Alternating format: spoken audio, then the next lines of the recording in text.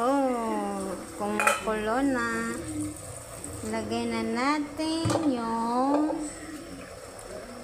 repolyo. Ang bilis talaga. Kasi nilakasan ko yung apoy. Kaya mabilis kumulo. Mamaya, ilalagay ko naman dito itong pechay.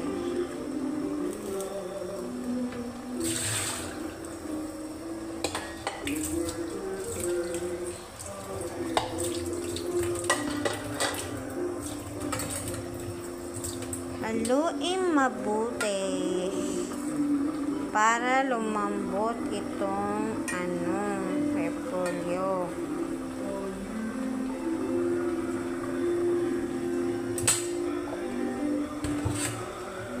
Ang ilagay na naman natin yung pechay para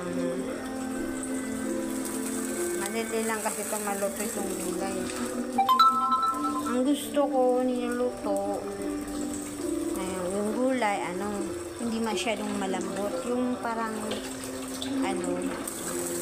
matigas siya ng konti, hindi yung lambot.